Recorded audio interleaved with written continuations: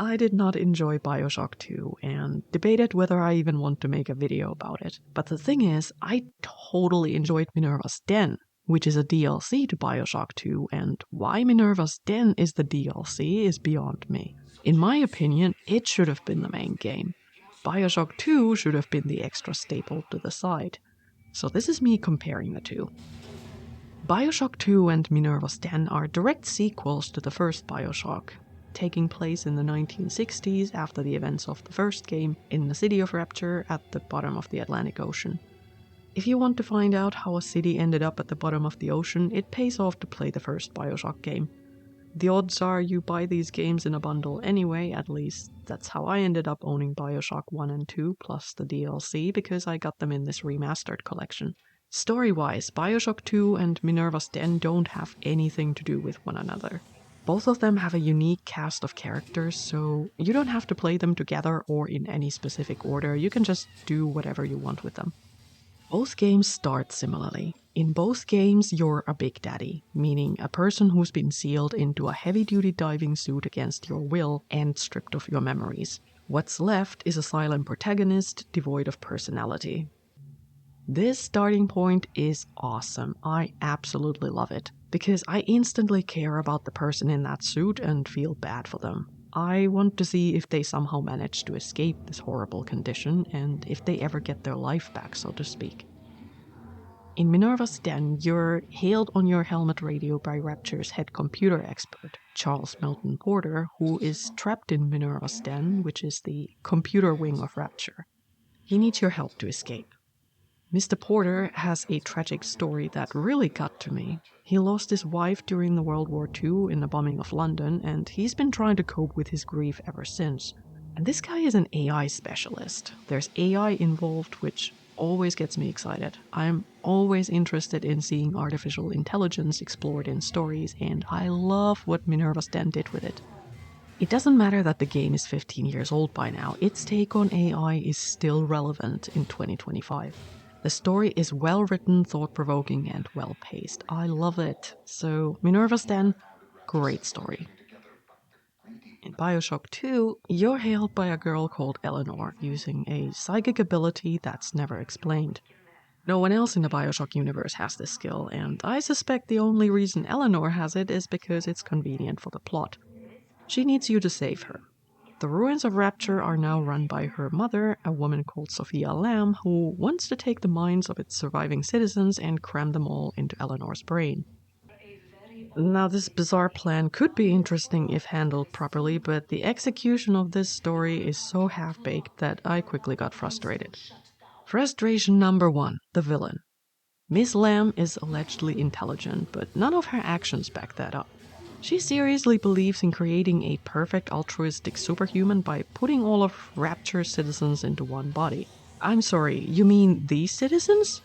The people who have gone insane and turned extremely violent from overdoing genetic manipulation? Yes, that's her plan.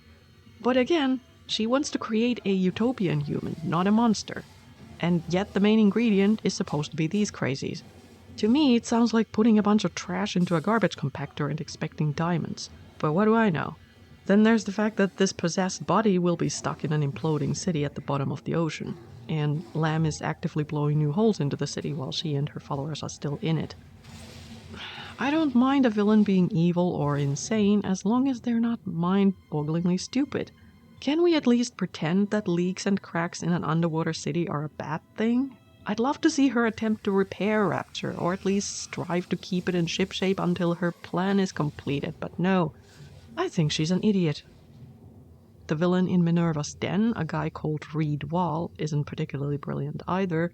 I think he's plain insane, and just there to fill the slot of a villain, but even his actions make more sense to me than Lamb's. Frustration number 2, the gameplay. The gameplay is almost identical in both games, and it's mostly fun in a power fantasy carnage kind of way. You're wearing heavy armor and shooting or brawling your way through lots and lots of low-level enemies. The Big Daddy arsenal includes fun weapons such as the rivet gun, a rocket launcher, and a giant drill. In addition, you have the plasmids from the first BioShock, enabling you to set enemies on fire or stun them with electricity and so on. So far, so good. The annoying part is escorting the little sisters. To get material for your upgrades, you have to defeat another Big Daddy that has a little sister. Then adopt the little sister, take her to a dead body, protect her while she harvests the body, do this twice, and then take her to a hidey hole, after which you potentially get to have a mini boss fight with a big sister. It's definitely an interesting game mechanic, and it's fun for a while. I was fine with it in Minerva's Den because that game is quite short and the number of little sisters to rescue is low. But in BioShock 2, it just goes on, and it got unbelievably boring, like, oh god, yet another one. The story doesn't progress while you're dealing with the little sister, so whenever you see one, you're looking at pure grind. I also find it confusing because the game claims you have a permanent super bond to Eleanor, but it doesn't seem to stop you from adopting any other little sister who comes by. The story and the world building in BioShock 2 are just really sloppy in my opinion.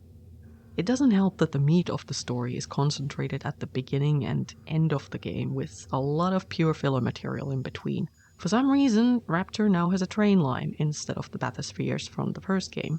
I suspect the train only exists to cover up lazy writing again, because you have a traveling companion, Mr. Sinclair. But his only purpose is to provide exposition over radio, so having him in a separate train wagon out of sight is more convenient for the game developers than putting the two of you in a bathysphere together. Saves the effort of creating any kind of real interaction between you two.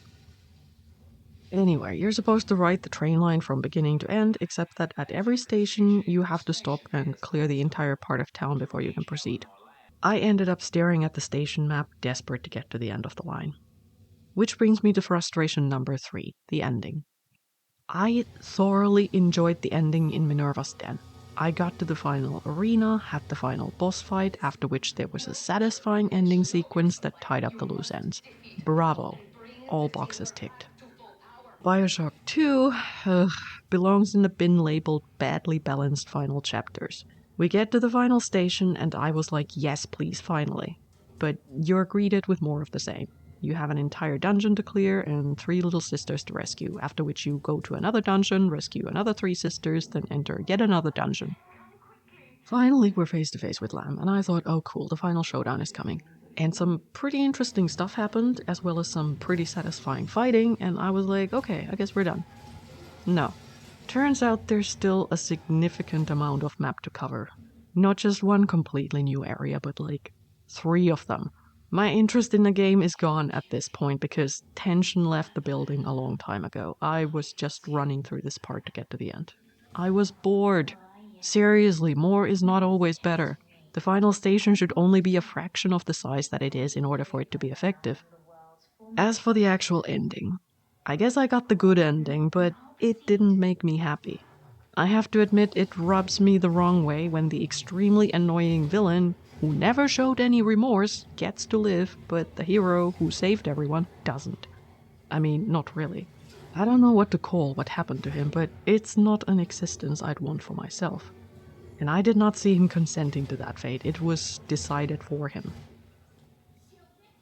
So whereas Minerva's Den serves a well thought out and satisfying gameplay and story experience, BioShock 2 is just bloated and annoying. Okay, there's one part in BioShock 2 that I think is brilliant. There's a short sequence toward the end where you get to play as a little sister. That part was fantastic. Man, I wish the developers would have done more with it. I wish the whole game had been built around alternating between Big Daddy and Little Sister point of views.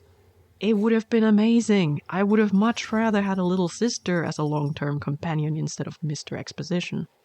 Thinking about the lost potential drives me crazy. BioShock 2 is good for some mindless button mashing, but not much else, and I can safely say I won't be replaying it. I wouldn't recommend it to anyone either. But I'm not looking down on anyone who enjoys it. If you enjoyed BioShock 2 because you just want to hang out in Rapture, be a Big Daddy, and save little sisters, I totally get that.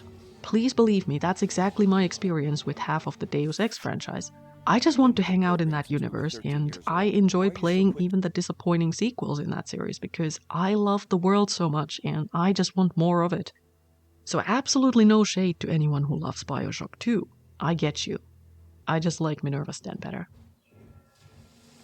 Have you played any of the BioShock games? What did you think? Let me know in the comments below, and thank you for watching.